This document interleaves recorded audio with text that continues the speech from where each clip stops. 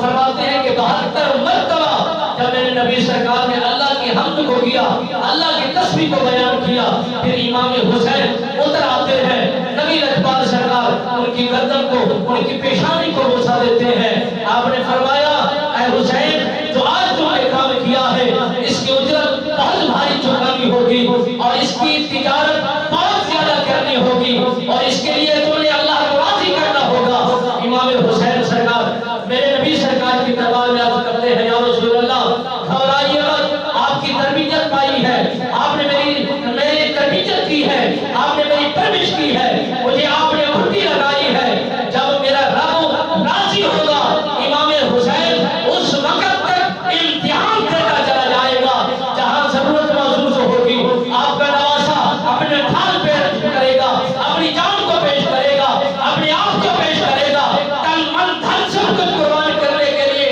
امام حسین ہر گھڑی ہر وقت تیار رہے گا، دین اسلام کو پروان چڑھے گا، چڑھائے گا، نہ کسی سے ڈرنا ہے نہ کسی سے گھبرانا ہے، باطل کے سامنے ڈٹ کر مقابلہ کرنا ہے، یہی ہمارا مذہب ہے، یہی ہمارا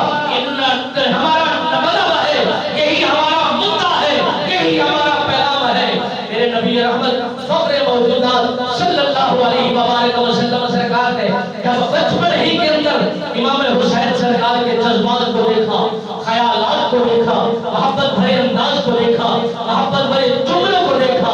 آپ اٹھا کر گود میں اٹھا کر بوسہ دے کر فرماتے ہیں اے لوگوں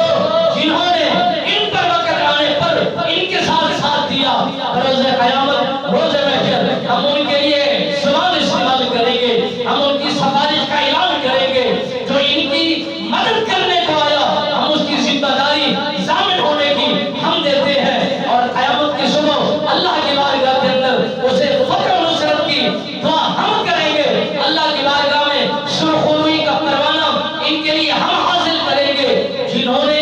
ہمارے ان بچوں پر جانے دینے کے لیے اپنے آپ کو پیش کیا، اپنے آپ کو ظاہر کیا، دین اسلام کے لیے پیغام اور عام کیا، اور ان کے کام کے لیے کام کیا۔ مالک بیریاض کے محبوب